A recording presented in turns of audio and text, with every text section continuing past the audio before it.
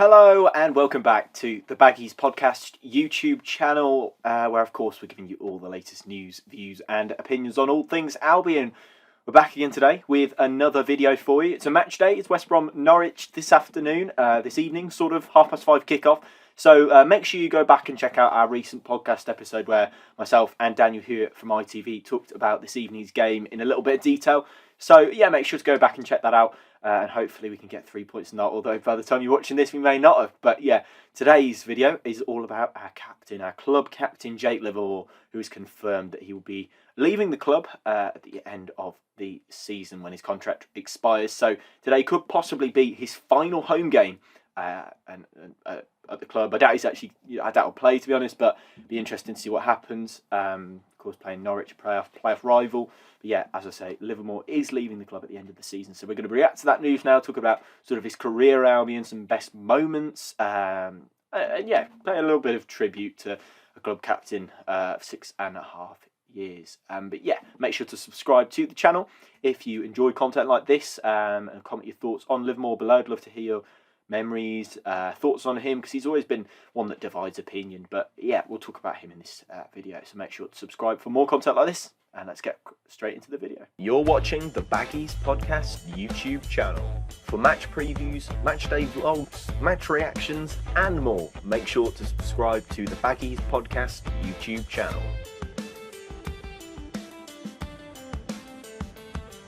So let's talk Jake Livermore. First of all, let's head over to the statement that the club released earlier yesterday. So yeah, of course, starting off, club captain has penned the following open letter to supporters ahead of Albion's final home game of the regular 2022-23 Sky Bet Championship season against Norwich City on Saturday, of course, which is today.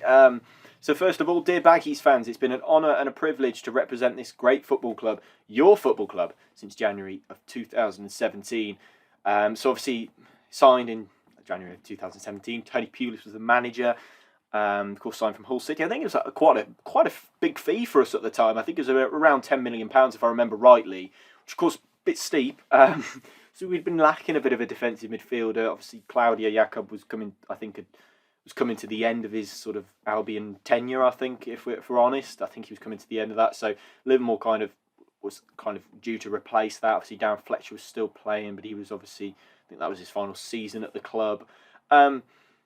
So yeah, I think obviously there were some big moments in Livermore's sort of Albion career. I mean, that goal against Tottenham, I think he's just referenced it in the statement as well. He obviously got an England cap whilst at Albion. He scored a winner against Birmingham City. Sort of his memories, captaining the side to promotion, even though there were no fans there, as he says. Yeah, of course he's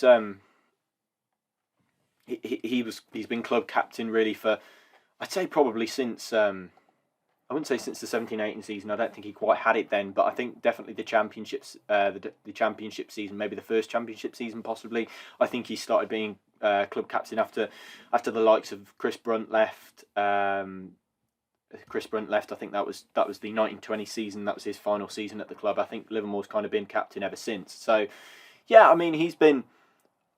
I think he's always split opinion, hasn't he, Livermore? Really, with the way that he's played.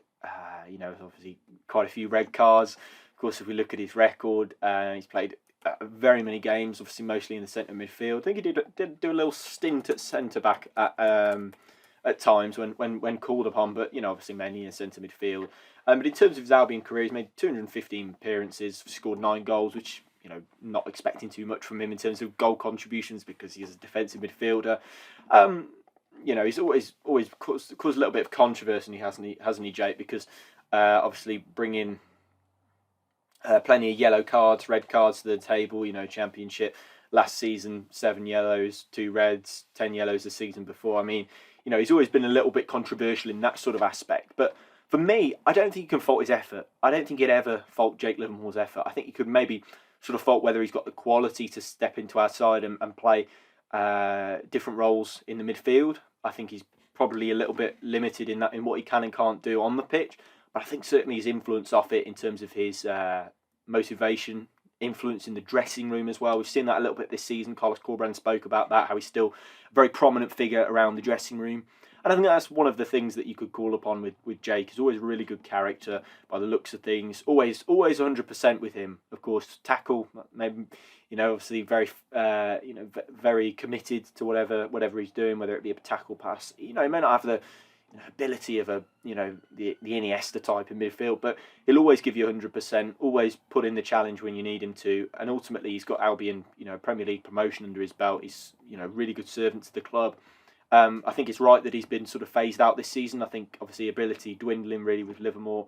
I saw him a bit at the start of this season, sort of lacking those legs to get around the pitch. 𝘺𝘰𝘶 comes in, a bit of a natural successor for him. I think that's probably right that he's been kind of phased out, and although it's a shame, I believe it's the right choice to kind of let him go. But we're not forgetting the sort of brilliant work that he's done for Albion on and off the pitch. He's done a lot of work with the Albion Foundation, as he mentions in that statement, and I think that can't be forgotten for the sort of commitment that he's given to the club. It's time to move on. I don't disagree with that, and I've been one of his critics. I'm not going to lie to you.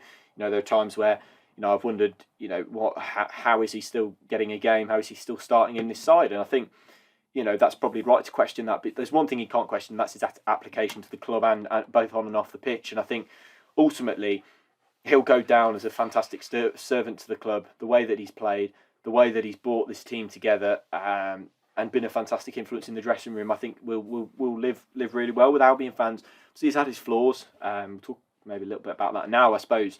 Legs in recent years, sending off can be a little bit of a liability in that respect. Obviously on the ball, not the best pass wise, dribbling wise, not never going to take player on. Pace wise as well. But ultimately, you want players like Livermore in your side who are going to give 100%. I think as a side trying to play possession-based football, he's obviously not the one you want. Really do wonder what he's going to do next. Obviously, it says he's leaving the club in a playing capacity, but maybe there might be something in a coaching aspect. I believe he could go and get another Championship job. To be honest, Livermore, I think there's no reason why he couldn't do that. He's obviously been a servant at the club for 6.5 years, so it's going to be interesting to see. It's interesting to see also who's going to be Albion's next club captain. Obviously, I think the obvious choice is probably 𝘺𝘰𝘶, and I'm sure that you'll probably think that in the comment section below. Love you to comment your thoughts as always. But it's probably going to be 𝘺𝘰𝘶, which will be interesting. I think, it's just difficult to kind of see Livermore not being at the club. I think we kind of got used to it. I think, it's probably right, as I say, that he's been kind of phased out. He's been sort of, I guess, not pushed out the door, but, just given a bit of time to sort of, fade away from the squad rather than, we've relied upon Livermore in recent years. And I don't think Livermore's a player at his age, 33 now, is he, 32, you don't want to be really relying on him to win your games or to be in the midfield every single week in, week out. He's 33 years of age, as I said. So, yeah, it's disappointing that he's not been able to play a bigger part this season with, the way he's, but ultimately he's been phased out of the side. It's probably the right thing to do. Played a few games for the under-21s this season, had a few injuries as well this season, injuries, illness, and yeah, it's nice to see that he's had a good impact off the pitch, but ultimately on the pitch he's kind of missed out on a good final season. I'm not sure whether he'll get that send-off today at Norwich. I'm not sure whether that will kind of be feasible with the way that there's so much hinging on the game, but I'd love to see him maybe do a little thing at half-time, maybe come out and wave, because ultimately he's been a fantastic servant to the club. You can fault him for ability, but you can never fault him for effort. I think that's the big takeaway for Livermore, and memories that you'd have from him. The Tottenham winner, that was one of the best games atmospheres I've been to. You thought you were going to do the greatest of great escapes. You look at also, you look at that, and you look at the fantastic the fantastic work that he's done for the foundation. Obviously scored that winner against Birmingham City. I think you could count upon Jake in lots of different moments, and I think that those particular big moments, he's not a man that would bottle it. But yeah, obviously, I'm sure he'll be proud of his achievements. I wonder what he'll get next. I think he'll probably get another Championship team, if I'm honest, maybe lower down in the division, and obviously wish him 100% the best of luck. I've seen quite a lot of trolls, on Twitter, it's doing the rounds, and I'm sure there'll be a few in the YouTube comments. I'll be glad to hear anybody's thoughts, really, but I've seen quite a lot of people saying good riddance and stuff, and I think it's a bit harsh on Livermore as a person, but also as a player. He really wasn't that bad at all, and always gave it 100% on the pitch. But yeah, that's my thoughts on Jake Livermore, and of course we wish him the best here at the Baggies Podcast. Let us know your comments in the comment section down below. Great having you back on the channel to hear my thoughts. Subscribe if you're new, and I'll see you in the next video. Thanks so much for watching. Goodbye.